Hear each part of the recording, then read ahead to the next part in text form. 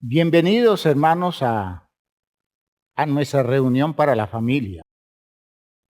Qué grato poder tenerlos aquí como parte de una congregación en esa disposición continua para ser trabajados por Dios en áreas de tanta responsabilidad y que demanda tanta sensibilidad. Me estoy refiriendo a la crianza y la educación de nuestros hijos. En todo eso somos exigidos por la vida y el futuro de nuestros hijos está dependiendo de la calidad del trabajo que nosotros hagamos. Por esa razón, en esta noche estoy dirigiéndome a ustedes para invitarlos a la reflexión seria y al compromiso con la vida, abriendo la mente para recibir de Dios lo que hoy tenga para nosotros. La crianza es un trabajo insustituible. Usted no puede hacer algo distinto a la crianza pretendiendo desarrollar sus vidas, porque así como es importante la educación, la crianza es insustituible. Así que es trabajo de base y necesitamos formarnos cada día mejor para eso. Vamos a orar y vamos a pedirle al Señor que nos dirija en el programa de este día y que Él perfeccione todo lo que aquí manejemos y lo perfeccione en la particular condición de cada quien y en la necesidad de cada quien, porque eso es lo que hace Dios. Hay una enseñanza y Dios aplica la enseñanza en el territorio particular de la vida de cada uno. Y esa es la sabiduría de Dios, esa es la ciencia de Dios, ese es el poder de Dios. Oremos en ese sentido. Padre eterno, gracias porque nos has convocado a esta reunión para la familia, a este programa de crianza y educación para los hijos. En el nombre de Jesucristo, Señor, te pido que bendigas este tiempo. Bendigas la vida de mis hermanos y el interés de cada uno por ser formado con la ayuda tuya en este trabajo de crianza y de educación. Ayúdanos, Señor, a aportar los recursos de claridad que se necesitan, pero tú, Señor, exprésate, dirige el pensamiento y sobre todo redirecciona la manera de hacer las cosas que tienen tus hijos para que el efecto sobre su descendencia sea enormemente edificante. Creemos en el poder tuyo, estás obrando en esta noche, estás perfeccionando tu obra en la vida de cada uno, estás haciendo de la iglesia un territorio del poder del conocimiento y del poder de la claridad. En el nombre de Jesús, gracias entonces por lo que haces y lo que harás de aquí en adelante. Amén, amén, amén. Bien, mis hermanos, vamos a cantar una canción muy sencillita, pero hermosísima. Se llama Cenar con Cristo. Es una canción que desde que fue compuesta en la iglesia, nuestro hermano Gustavo Silva hizo esta canción desde el tiempo en que comenzamos a cantarla. Tuvo una profunda repercusión en la experiencia espiritual de los hermanos. Ungido de Jehová, tocaste a mi puerta. Abro a ti mi corazón si quieres cenar aquí. Tengo hambre y sed de ti, tu palabra quiero oír. Permíteme vivir en la llenura de tu amor. Qué bonito, qué bonito. Cantemos esta hermosa canción, glorifiquemos al Señor y generemos el ambiente espiritual propicio para la enseñanza.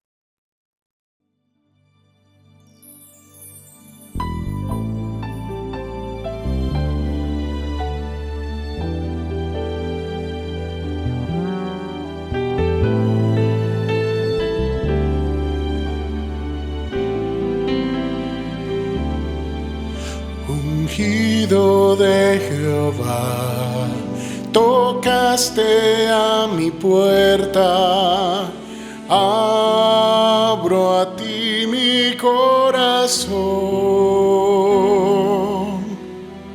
Si quieres cenar aquí, tengo hambre y sed de ti. Tu palabra quiero oír. Permíteme vivir en la llenura de tu amor. Ungido de Jehová, tocaste a mi puerta, abro a ti mi corazón. Si quieres cenar aquí, tengo hambre y sed de ti. Tu palabra quiero oír. Permíteme vivir en la llenura de tu amor. Ungido de Jehová, tocaste a mi puerta, abro a ti mi corazón. Si quieres cenar aquí, tengo hambre y sed de ti. Tu palabra quiero oír. Permíteme vivir en la llenura de tu amor.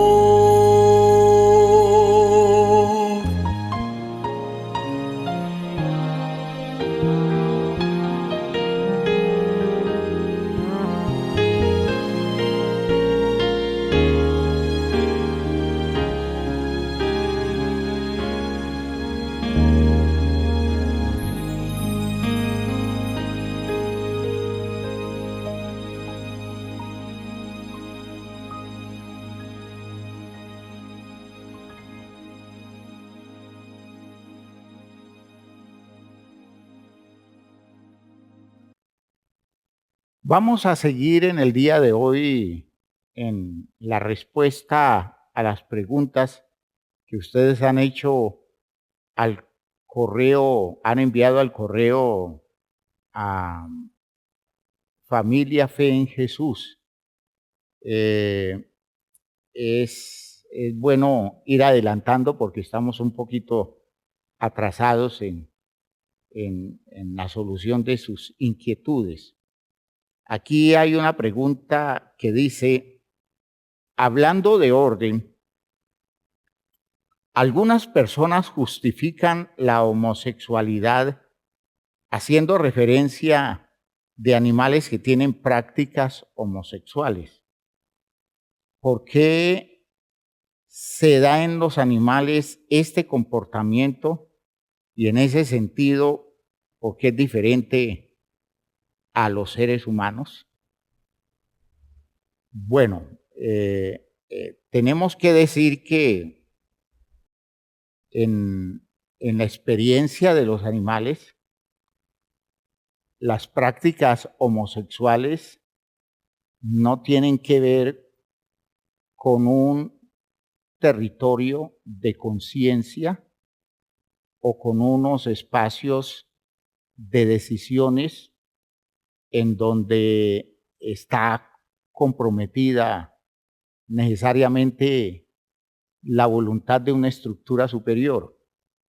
Ese comportamiento a nivel de instintos, pues uno puede entenderlo en la forma como en los seres humanos se puede presentar por razones de distorsiones en el proceso de desarrollo, que en este caso es crianza, en donde una mala percepción de las posibilidades o de las condiciones de la vida de una persona lo puede llevar a identificarse con algo que no tiene que ver con su condición biológica.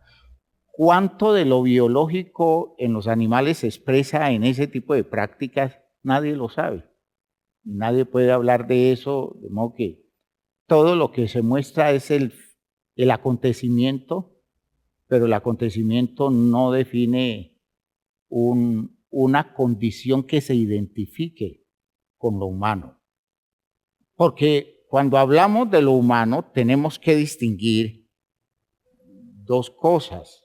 Hay que distinguir satisfacción, encontrar gusto en hacer algo,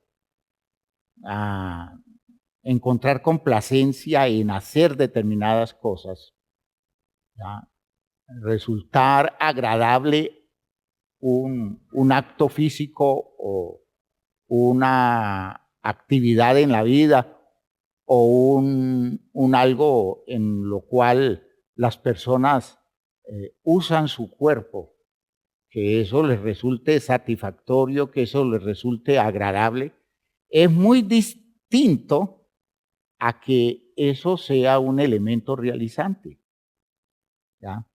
Y el problema del mundo actual es que la gente confunde satisfacción con realización.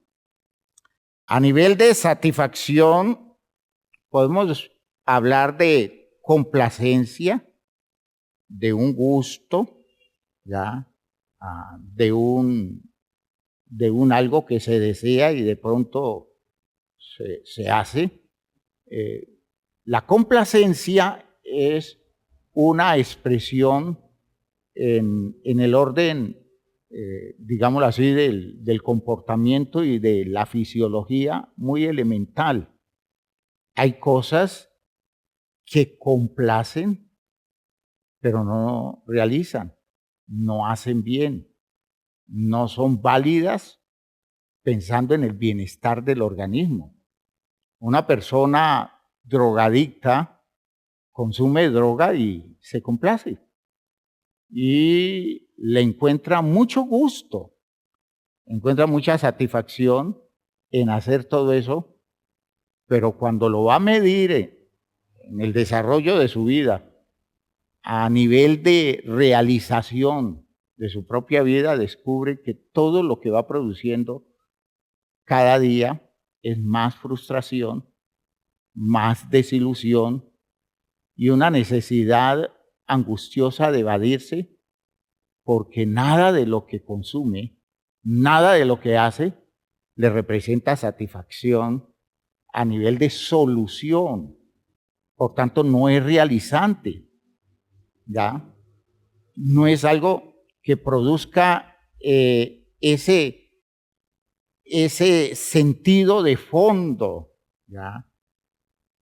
Esa condición que produce ese nivel de realización interior, donde no simplemente hay una complacencia, sino que se le va encontrando el sentido válido a la vida, ¿ya? Hay un nivel de significado que va teniendo la práctica existencial y la vida se va viendo con significado y el ser se le va encontrando el valor con todo lo que se hace. O sea que a mí me digan que una persona opta por encontrar una complacencia a través de una práctica homosexual, yo veo eso posible, que se complazca, pero yo no puedo confundir esa complacencia que desvía a la persona del género y del sexo en el cual fue creado desvía a la persona de la identidad propia, como debiera ser, yo no creo que pasado el tiempo eso vaya produciendo lo que él pudiera definir como un nivel de realización. Y hasta es posible que en su manera de percibir las cosas interprete como realización algo que no conduzca hacia el pleno desarrollo del propósito de Dios en su vida. Entonces uno dice, es una realización equivocada, patológica, porque Dios no está presente, porque no es el cumplimiento del propósito original de la existencia suya en este mundo. Nosotros fuimos hechos para objetivos que Dios trazó. Y nosotros no fuimos creados para buscar nosotros los territorios de realización al margen de la condición con la que Dios nos creó, ¿ya? La identidad con la que Dios nos creó. ¿Por qué? Porque Dios nos hizo para encontrar realización en aquello que Él definió que debiera ser la expresión de nuestro ser. Por eso, esto es un enfoque cristiano. Que a mí desde otros enfoques me digan que por el hecho de que la gente se siente bien, eso significa que es bueno. Entonces ya estamos cambiando el sentido de la validez de las acciones en la vida. Desde el punto de vista cristiano, no porque me complazca algo es bueno, no porque en algo encuentre satisfacción tengo bienestar, no porque encuentro complacencia en una actividad yo puedo pensar que estoy encontrando realización. Entonces yo espero que ustedes distingan. Esto es un enfoque cristiano, ¿ya? Ahora, si usted me lo pregunta desde el punto de vista médico, pues desde el punto de vista médico no hay ninguna razón para entender en las condiciones médicas que un ser humano que viene con toda una genética masculina tenga realización como ser humano pleno y desarrolle todas sus habilidades y facultades de las cuales está hecho, comportándose como una persona del sexo distinto, del género distinto. Entonces, fíjense ustedes que allí, desde el punto de vista médico, eso no tiene una explicación, nunca la han encontrado. Y desde el punto de vista psiquiátrico, pues la psiquiatría hoy está justificando demasiadas cosas y lo hace bajo el argumento arbitrario de que eso no es una patología, es una opción que toma la gente y no se tiene que ver como patología. Ahora, ¿quién define objetivamente dónde deja de ser normal algo para convertirse en patológico? Las decisiones de una entidad como la Sociedad Psiquiátrica Norteamericana, que nos diga a nosotros que de la perspectiva de ellos, lo que antes fue una patología ahora no lo es, pues hay que uno tratar de entender qué se busca con eso, qué se trata de justificar y qué hay detrás de todas esas decisiones donde la ciencia no está implicada, porque no hay ninguna demostración científica para confirmar la decisión que se toma. Entonces yo quiero aclararles, hermanos míos, no hay forma de comparar los dos tipos de situaciones porque lo animal carece de investigaciones de fondo que entiendan la interpretación del acontecimiento. Y lo humano, cuando el asunto es una opción que no va respaldado por la biología, que no va respaldado por elementos de la estructura anatómica y funcional de las personas, ni siquiera respaldado por elementos de la arquitectura cerebral que diga que el homosexual tiene una estructura cerebral distinta de la que tiene la persona que pertenece al género original, al que pertenece el homosexual. Hermanos, cuando no hay nada de eso, tengo que decir que eso está sustentado en el aire, sin ninguna base de fondo, solo argumentado desde el territorio de la opción que toma alguien buscando la complacencia personal de su vida. Y eso es muy distinto de que tenga una justificación biológica y que tenga una justificación científica, y de hecho es muy distinto de que yo le dé una validez filosófica, psicológica suficiente, y mucho más distinto que yo le dé una validez teológica. ¿Por qué? Porque es que yo puedo hacer uso de todas las ideas que me ocurran hacer uso para justificar las cosas, pero la realidad sigue siendo irrebatible. En la especie humana solo hay dos géneros que se expresan como dos entidades sexuales, el hombre y la mujer. Y como tales funcionamos y anatómicamente estamos constituidos para funcionar como tales. Todo lo otro, desde el punto de vista social, cultural, es respetable, pero no compartido. Y en eso tenemos que ser muy radicales nosotros los cristianos, porque entendemos propósitos de Dios en la claridad que identifica esta realidad de los seres humanos que se enfrentan a posturas y opciones al margen de lo que la naturaleza les muestra. Por otro lado, tengo que decir que la homosexualidad es una condición psicológica, una condición psiquiátrica que tiene manejo. Y muchos homosexuales han vencido su inclinación y han tomado decisiones válidas alrededor de la obra de Dios en la vida de ellos. Dios ha limpiado sus mentes, Dios ha replanteado sus maneras de pensar, como lo ha hecho con todos nosotros en los aspectos en los que la conversión nos ha llevado a cambiar radicalmente los patrones de vida en los que estábamos y estábamos equivocados.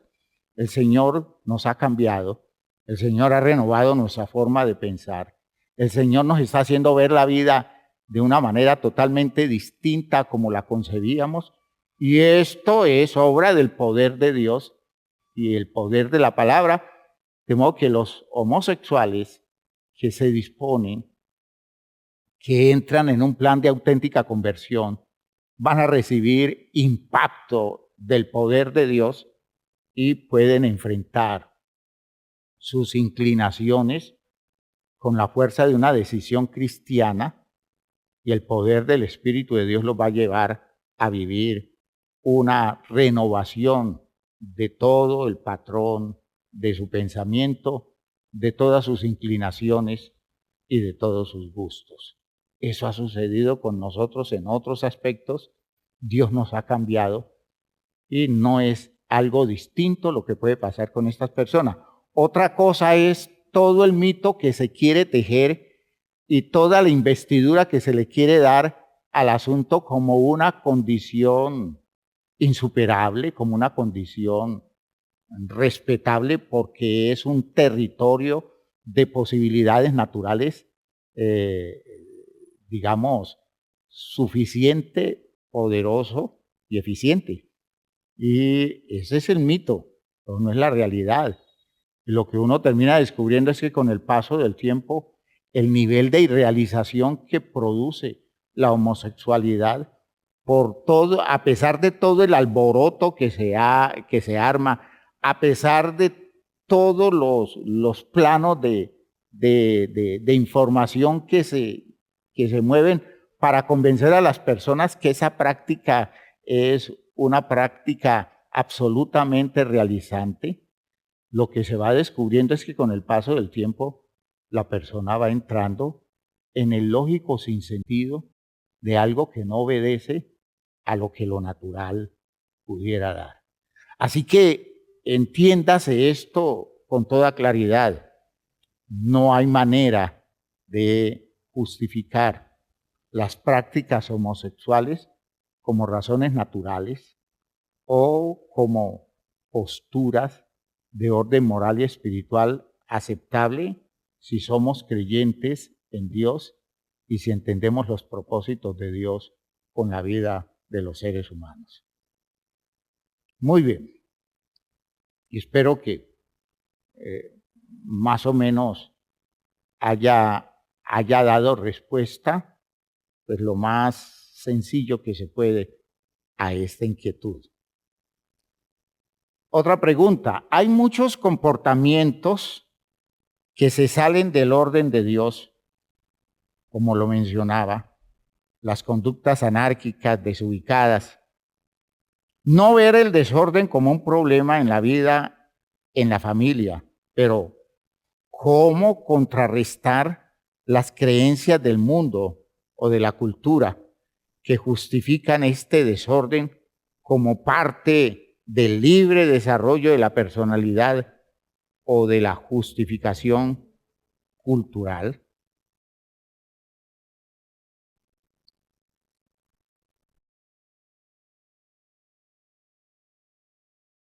Entiendan, hermanos míos, que el desorden es un hecho de crianza. Uno es desordenado por la crianza que le dieron. Crianza donde faltaron cosas o crianza donde sobraron cosas. Pero es el problema de la crianza. Nadie nace desordenado, nadie nace ordenado. Y uno aprende a vivir el orden en función del ambiente social familiar donde crece. ¿Ya? Así que el desorden a nivel de familia es un problema de patrones. A veces son generaciones que se van dando dentro de un patrón muy desordenado. Y en ocasiones son generaciones de buena formación, de criterios válidos, de actitudes correctas, de posturas objetivas con razones y justificaciones en un orden correcto, y el resultado es que de generación en generación se transmiten las buenas disposiciones para el orden. Ahora, que en general la tendencia social cultural es al desorden, pues sí, porque es que el desorden es el territorio en donde las cosas se pueden hacer más fáciles. El desorden es la condición que permite que usted sea en lo mínimo demandado, en lo mínimo exigido, y que usted tenga que generar condiciones de disciplina para ir superando disposiciones actitudinales desordenadas, deformadas. O sea que el desorden es, en términos de la física, es la tendencia de todo, porque es el territorio donde se consume la menor cantidad de energía, ¿ya? El principio de la entropía. Todo tiende a desordenarse porque en desorden las cosas demandan menos energía para sostenerlas en ese estado. De eso a que nosotros entendamos que las condiciones del orden se pueden lograr en un territorio donde los patrones de formación básica no se dirigen en ese sentido, pues eso es imposible. Aclaro, es que el medio social manipulado tendenciosamente, buscando objetivos a través de esa manipulación, permite el desorden porque el desorden esconde todo, porque el desorden facilita el manejo fácil de los otros, ¿ya? El orden es un nivel de exigencia que necesariamente produce una estructura en superación que a la final va dando como resultado un alguien que no es fácilmente manejable. Entonces, lo más fácil es dejarlos sueltos, silvestres, porque así se manipulan mucho más fácilmente. De hecho, es la tendencia cultural y las familias asimilan esas tendencias culturales. Solo cuando existen instituciones serias que saben la calidad del producto que se debe sacar por el bienestar de la especie, por el bienestar de las sociedades, por el bienestar de las familias y de hecho por el bienestar de las personas. Solo cuando existen esas instituciones, entonces se hacen trabajos dirigidos y se prepara a la gente para producir orden y multiplicar el orden o transmitir el orden. Entonces existen ambientes bien educados que forman gente para formar gente que va a formar gente en una valoración suficiente y justificada del orden. Y eso es trabajo. El orden solo se consigue con trabajo. El orden no se desarrolla, no crece por generación espontánea. Eso hay que trabajarlo y hay que trabajarlo muy serio y deben haber estructuras y, repito, deben haber instituciones que estén motivando, que estén incentivando, que estén investigando, que estén promoviendo el plan educativo en el orden para que el orden comience a darse desde la misma crianza. ¿Ya? O sea que se necesita inversión. En lo mínimo, la inversión de un estado de conciencia que hace que haya algunas personas que estén continuamente trabajando al respecto y motivando a las personas a seguir activos en este tipo de compromiso. Por favor, entiendan, el desorden es lo natural que va resultando si no se hace nada. Pero el orden demanda esfuerzo, demanda sacrificio. Hablando, por ejemplo, de los padres frente a los hijos, criar con orden a los hijos demanda sacrificio, demanda dedicación, demanda constancia, demanda conocimiento. Hermanos míos, demanda a veces frustración respecto de expectativas propias alrededor de la vida a las que se renuncian por el bienestar de los hijos, para los que se busca ayudarlos a crecer en el orden que les puede salvar la vida y les puede facilitar el desarrollo de las virtudes que necesitan para encontrar espacios de realización en la vida. ¿Ya? El desorden es una condición que resulta fácil. Eso resulta fácil. Descuídese usted 1 año o 2 años con los hijos y el desorden aparece como una virtud desarrollada y trabajada. De hecho, es lo espontáneo que resulta. Ahora, no existe libre desarrollo de la personalidad, aclarando el interrogante último que se hacía allí. Hermanos míos, no existe libre desarrollo de la personalidad cuando estoy frente a una persona que es inmadura, cuando estoy frente a una persona que es impotente, es decir, que no tiene poder, cuando estoy frente a una persona que es ignorante. Es decir, ¿Cómo va a desarrollar libremente su personalidad? En su ignorancia, en su extrema debilidad, es decir, en su incapacidad, en su impotencia, ¿ya? Y en sus condiciones de persona limitada en extremo. Yo no puedo decirle, bueno, lo que usted sienta hacer, lo que a usted le gusta hacer, hágalo porque usted tiene necesidad de espacio para el libre desarrollo de su personalidad. Hermanos míos, eso es un exabrupto. Eso es un exabrupto.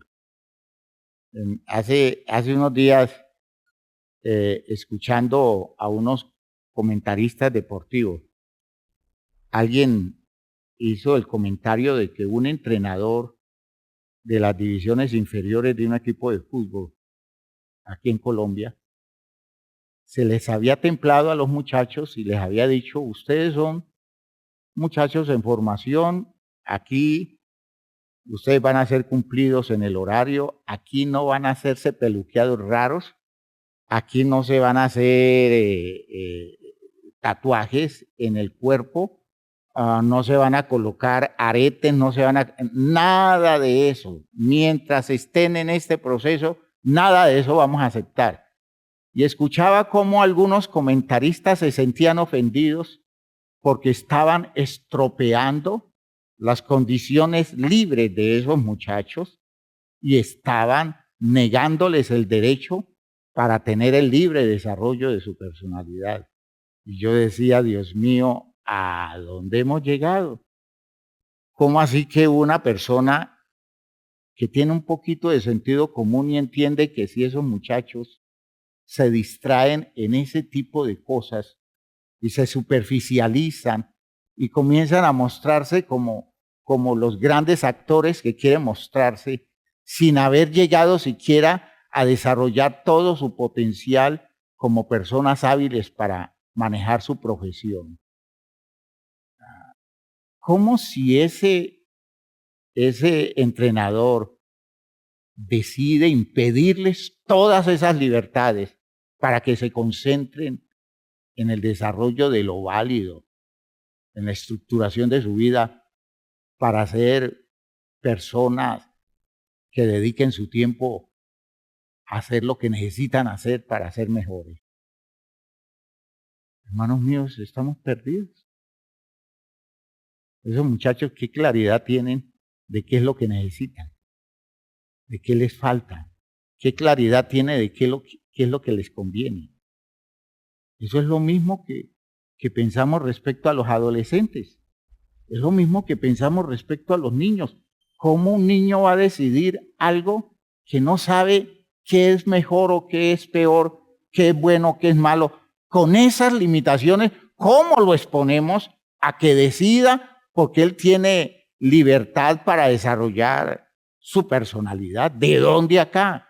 Hermanos míos, eso no tiene ninguna razón de ser. Por eso el afán que hay para evitar la crianza, desde el punto de vista social, es afán de los que manejan el poder y manipulan, no es afán de gente válida. Es el afán de los que tienen el poder y quieren manejar la opinión de todo el mundo y por eso los quieren más inmaduros y más elementales y con libertad para hacer lo que les da la gana sin la más mínima estructura para decidir correctamente en relación con sus propias vidas. Y los padres ingenuos están soltando. Sí, es que él tiene derecho a decidir lo que quiera. ¿Cómo que tiene derecho si todavía no entiende de la vida nada? Si todavía no tiene en lo mínimo una capacidad para la objetividad. Por tanto, está en un proceso de crianza y está en un proceso de educación donde su dependencia a la jerarquía es indispensable y ese es el orden divino. Ese es el orden divino. De modo que, hermanos, no se traguen ese cuento. No suelten sus hijos para que otros los induzcan a las cosas que otros les da la gana, que otros tienen planificado con los hijos suyos, porque usted no debe hacer nada, pues debe permitir el libre desarrollo de su personalidad. ¿Cómo se le ocurre? Usted ha sido puesto por Dios como guardián, ha sido puesto por Dios como una persona que debe proteger a su hijo y por tanto usted le genera límites y usted le dice hasta aquí, porque lo demás usted no lo entiende, usted no lo conoce. Por favor, hermanos, no se dejen meter en cuentos, no se dejen embaucar con esas elaboraciones propias de unas filosofías baratas que nada tienen que ver con la realidad del desarrollo de las personas. Por eso yo quiero que entiendan que esto no se puede dar así como se dice. Esto se da en el orden de Dios. Y el orden de Dios nos insta a que mientras ellos no conozcan las cosas como deben conocerse y no tengan el poder para manejar las cosas, no tengan disciplina, no tengan voluntades fuertes, nosotros no podemos soltarlos. Debemos cuidarlos, debemos dirigirlos, debemos orientarlos. La orden es que hay que instruir los niños en el camino, instruirlos desde temprano, porque pasado el tiempo descubriremos que ellos no se apartan de ese camino. Es un principio básico, el principio de que los padres crían, los padres direccionan, los padres forman los criterios, los intereses, los gustos de sus hijos, permitiéndoles aspectos muy personales de ellos, pero en territorios limitados, ¿ya? Ellos pueden elegir su gusto en territorio limitado. La comida que vamos a comernos dentro de las posibilidades nuestras es esto. Él tiene libertad para decir lo como o no lo como. Y ese es el libre desarrollo de su personalidad. Pero no hay otra cosa. Él tiene libertad para decir como esto y esto no. Pero no hay otra cosa. Y entonces, él no nos puede decir, papá, usted está coartando mi libertad. ¿Por qué? Porque es que solo me da esto, es que eso hay.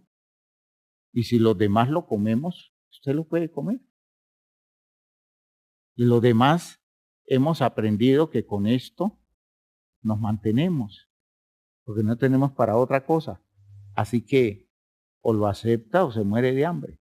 Eso es crianza. No es voy a buscar plata como sea para comer lo que yo quiero comer. No, no. Usted no está en edad de eso. Usted está en edad de formarse, usted está en edad de educarse. Por tanto, mañana conseguirá plata si es que se disciplina, se educa, se construye como debe ser. Y entonces podrá elegir las cosas que quiera comer. Mientras tanto, come lo que comemos aquí. Ese es el libre desarrollo de la personalidad. Espero que me estén entendiendo. Eso no ha cambiado. No coman cuento. No acepten esas elaboraciones y esos presupuestos que nada tienen que ver con el orden válido. Otra pregunta. Si ya nos hemos equivocado y las consecuencias las vivimos, nuestros hijos ya son adultos, ¿hay alguna manera de enmendar, corregir, para hacer algo por su salvación? Esa pregunta la respondimos hace algún tiempo con otras semejantes. Si no, ¿qué habría que hacer? ¿Y qué consecuencias tendría esto en la vida de los padres según el orden de Dios? ¿Cómo será demandado? Vean, hermanos, los errores cometidos hay que enfrentarlos. Usted debe ser consciente que se equivocó y usted debe hacer consciente a su hijo o a su hija de que usted se equivocó. porque usted tiene que decirle las cosas no son correctas así, no son válidas desde este territorio. Por otro lado, usted debe replantearse en la medida de la claridad que le llega. Usted dice, yo era ignorante, ahora entiendo, y desde esta claridad yo resuelvo hacer un replanteamiento total y de aquí en adelante las cosas son así. Pero es que antes era de otra forma, pues ahora, porque tengo claridad, las cosas van a ser así. Por otro lado, uno debe entender que replantear patrones de crianza comienza con los replanteamientos de la propia vida. Es algo definitivo. Usted tiene que replantearse su vida. Y si usted se replantea su vida, su actitud y compromiso con la vida renovada produce impacto en sus hijos necesariamente. Ahora, eso no va a resolverlo todo, pero si usted se convierte y se ubica en Dios, Dios sabe hacer el resto y lo hace bien. Y lo hace perfecto. ¿Ya? Por tanto, es deber nuestro mostrar caminos nuevos con la auténtica conversión nuestra y tomar la decisión en orden de restitución, de guiar hasta donde las posibilidades nos dan, de guiar a esos hijos adultos a caminar por la ruta de la conversión y el acercamiento a Dios. De hecho, nos va a demandar más esfuerzos, nos va a demandar más sacrificio, porque cosas que se pudieron hacer temprano y pudieron surgir espontáneamente, ahora tenemos que hacer mucha fuerza, crear condiciones muy demandantes y sobre todo abrirle los espacios a Dios para que Dios perfeccione su obra en razón a la necesidad que tienen nuestros hijos, ¿ya? De replantear el orden de su vida en una nueva disposición de crianza. ¿Dios demandará eso? Pues claro, Dios lo demanda. Pero si usted se dispone sinceramente a restituir, haciendo todos los esfuerzos para en la claridad actual ordenar su sistema de vida y sus espacios relacionales desde el territorio y el propósito de Dios, Dios perdona, pero solo en ese caso. Recuerden que hablamos del perdón.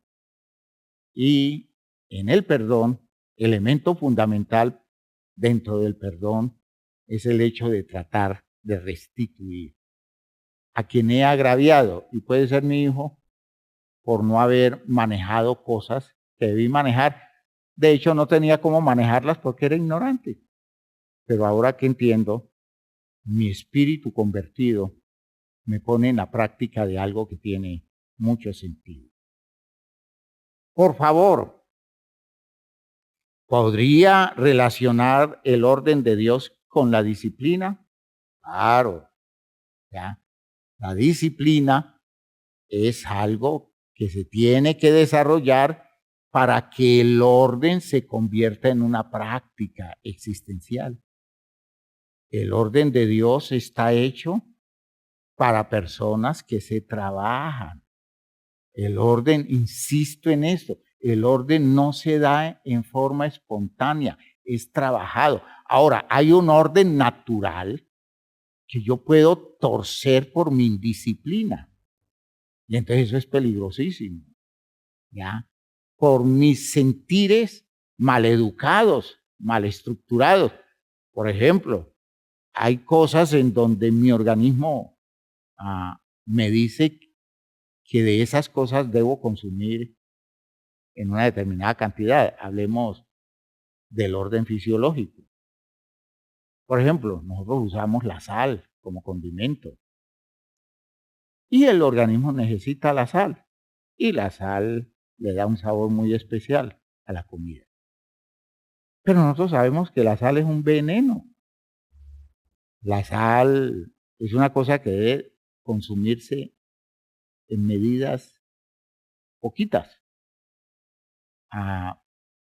en el buen trato que le tengamos que dar a nuestros riñones y el bienestar que necesitan nuestros órganos. Se necesita disciplina, que comience en la casa con la crianza. Nos acostumbren a consumir poca sal, ¿ya? Eso es cosa de crianza. Ahora, la disciplina es cierta cantidad para acostumbrar el paladar a un determinado sabor que corresponda a las cantidades apenas útiles para el organismo. ¿Ya? O sea que todo está relacionado. El orden se logra con disciplina, con trabajo, con crianza, con educación, con formación, con exigencia. ¿Ya? Ese orden de Dios, ¿cómo lo vemos reflejado en una familia cristiana? Pregunta. Y si no se tiene, ¿cómo se puede ir animando a las personas a incorporar el orden de Dios? El orden de Dios no necesariamente es el orden en que unos padres quieren que funcione la casa. Aclaremos, ¿no? Aclaremos. El orden de Dios es respetar lo que Dios ha establecido. El orden de Dios es el respeto que tengamos por los seres humanos, distinguiéndolo de los animales y de las cosas. El orden de Dios es respetar cada género. El orden de Dios es respetar el orden jerárquico de una estructura, donde hay quienes tienen autoridad y hay quienes están sometidos a autoridad. El orden de Dios es todo aquello que nos pide que respetemos el funcionamiento de la naturaleza como debe ser y que nosotros mantengamos la jerarquía en la estructuración de nuestra propia vida y que todo esté ordenado en nosotros de acuerdo a un presupuesto que Dios ha colocado. Ese es el orden de Dios. Ahora, alrededor de eso pueden crecer muchos otros elementos de orden. Que las toallas estén en su sitio en el baño y en la caída debida, que no esté un extremo de la toalla colgada más largo que el otro. Todo eso podría darse, pero eso no es el orden de Dios, es el orden nuestro. ¿Sí? Y de hecho funciona como complemento del orden de Dios. Que en la casa se tenga la disciplina de almorzar a una determinada hora, eso es un buen orden, ¿ya? Y puede complementar el orden de Dios y puede facilitar la realización de cosas en la vida. Que nos acostumbremos a comer las comidas que tengamos que comer y que no comamos más ni comamos menos, eso es orden. Y eso es un orden fisiológico, es una cosa de costumbre y es una cosa de disciplina para la salud. Tantas cosas que son complementos, pero no debemos confundirlo todo. No debemos pensar que, por ejemplo, hay funcionamientos institucionales que en el programa de Dios están desordenados, pero ellos tienen su propio orden. Y entonces exigen su orden sin que estén respetando el orden de Dios. Y entonces el cristiano debe saber a qué se acoge. En la vida cotidiana, en las horas de comer, de acostarse, gastos en diferentes prácticas, si es que estas prácticas, sin que estas prácticas tiendan a volverse neuróticas. Bueno, entonces hay que distinguir cuando la práctica está ligada a un orden de Dios, cuando no, y cuando esa práctica no ligada al orden de Dios es conveniente, es válida, es edificante y vale la pena como disciplina en el funcionamiento de la familia, en el funcionamiento de la vida personal de cada quien. Eso es algo muy bueno. Pero entonces, en muchas ocasiones, insisto, hay ordenamientos que contradicen el de Dios. Hay familias que funcionan en ordenamientos que contradicen el orden de Dios. Y en esa familia nadie se pregunta, ¿y Dios qué piensa de esto? ¿Dios qué ha dicho de esto? ¿Dios acepta esto? No, porque ese es el orden de la casa. Es muy grave que cualquier orden nuestro violente el orden de Dios. Es muy bueno que cualquier orden nuestro esté anexo al orden de Dios, es decir, que esté ligado a la forma como Dios quiere que funcionemos desde el ordenamiento básico que Él establece. Y nosotros anexamos complementos de orden para la vida actual, pero todo ligado o todo dependiendo del orden de Dios. Espero que se entienda bien eso. Espero que se entienda bien eso. Por ejemplo, hay ordenamientos familiares donde un hermano tiene autoridad para darle correa a otro hermano. Eso no es orden de Dios, eso violenta el orden de Dios. Ningún hermano tiene derecho a eso. A donde un hijo se da la libertad de ponerle la mano encima a la mamá o al papá porque él es el que pone la plata en la casa. Eso no tiene que ver con el orden de Dios. Y a veces nosotros aceptamos cosas así. Ordenamientos equivocados, violentando el orden de Dios. Los otros elementos de orden que usemos, mientras no toquen el orden de Dios y mientras faciliten las cosas en el funcionamiento de las personas, en el ambiente del hogar, eso está muy bien.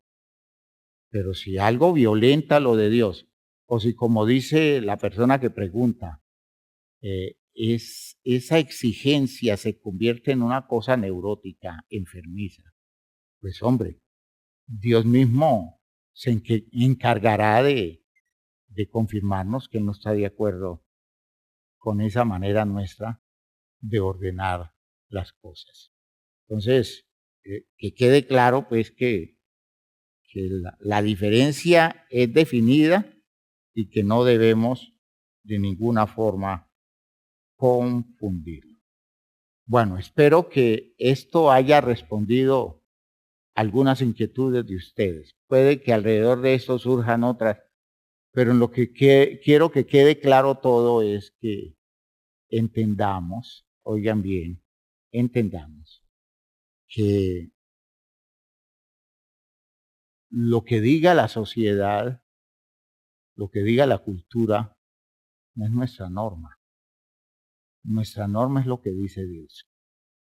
Y no importa cuántas leyes se establezcan, no importa hasta cuántas sanciones terminemos ganándonos, jamás daremos el brazo a torcer para darle aceptación a un presupuesto humano que niega toda la ley natural, que niega el funcionamiento lógico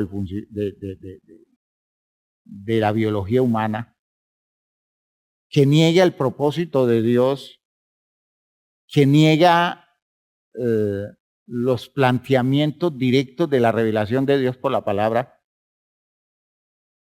Hermanos míos, no importa lo que se venga encima, jamás daremos el brazo a torcer.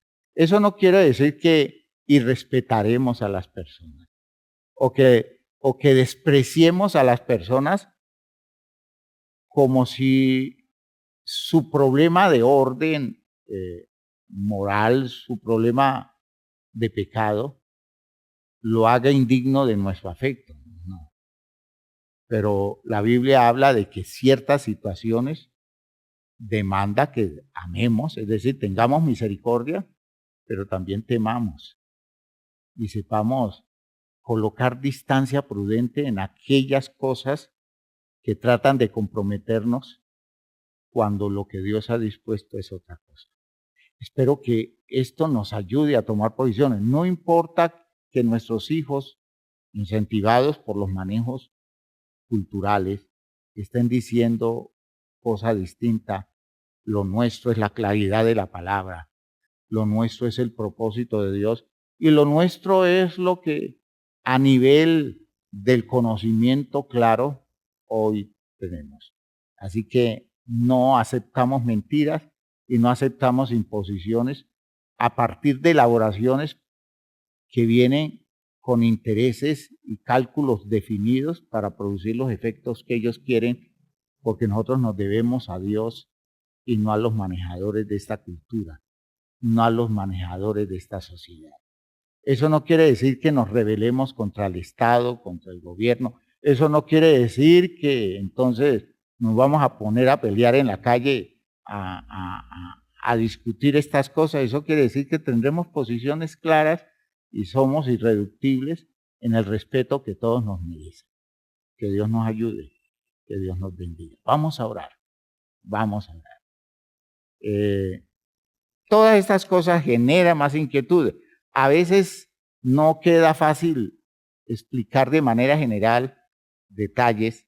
Siempre las respuestas son muy generales, pero hay situaciones particulares donde si alguien quiere trabajar con nosotros claridades al respecto, nosotros tenemos recursos y personas que tienen capacidad para ayudarlos en la clarificación de todas estas cosas.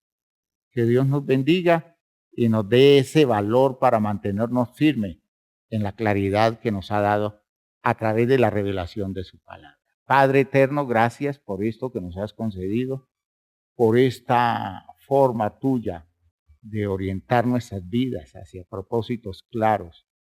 Bendice, Señor, la mente, el corazón y la vida de mis hermanos a la luz de esta claridad que han recibido. Bendícelos, Señor, en posiciones, en posturas cristianas, en decisiones objetivas, Señor, en actitudes valientes frente a la hostigación del mundo. Ayúdanos, Señor, a entender el propósito tuyo y a tomar posiciones alrededor de las verdades que tú nos revelas. En el nombre de Jesús el Señor, bendice los hogares de la iglesia. Perfecciona la vida moral espiritual de todos, Señor. Y, Señor, protégelos de condiciones que no están al alcance de ellos discernirlas, Señor. Protégelos a todos. Protege nuestros muchachos, nuestras muchachas. Protege nuestras personas mayores. A todos, Señor, y capacítalos para dar cuenta de lo que creemos y para entender con claridad objetiva las posiciones que deben tomar en cada caso. En el nombre glorioso de Jesucristo el Señor, gracias por todo lo que nos das. Gracias por todo lo que haces por cada uno de nosotros. Amén. Amén. Hermanos míos, que esto nos haga reaccionar, nos haga parar firmes, no coma cuento, créale al Señor. Que Dios les bendiga a todos. Salúdense unos a otros.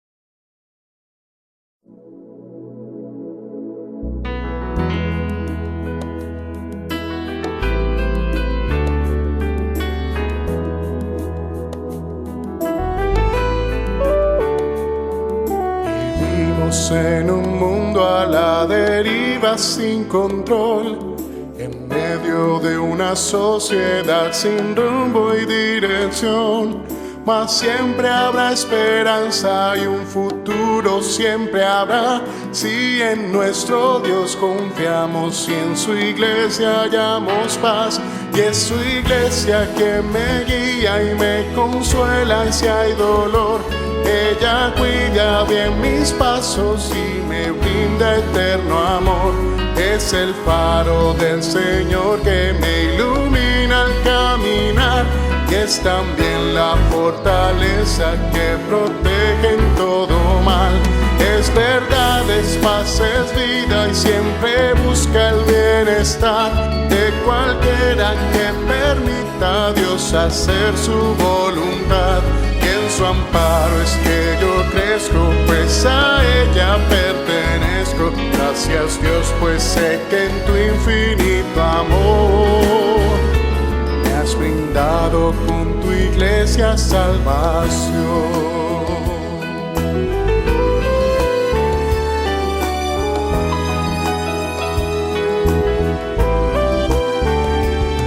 Qué bueno es entender lo que la iglesia puede hacer. Cuando a través de ella Dios nos muestra su poder. Y es tiempo de que todos seamos focos de su amor, para hacer en nuestro mundo parte de la solución. Y es su iglesia que me guía y me consuela si hay dolor. Ella cuida bien mis pasos y me brinda eterno amor.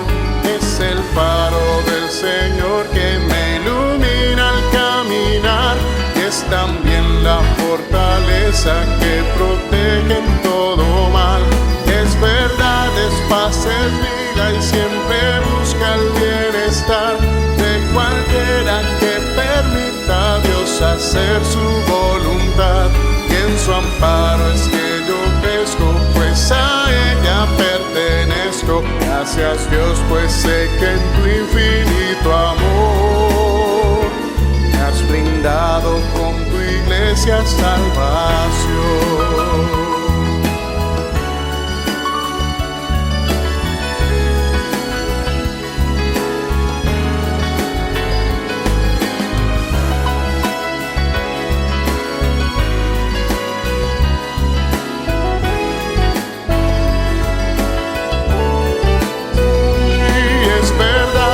Paz es vida y siempre busca el bienestar de cualquiera que permita a Dios hacer su voluntad.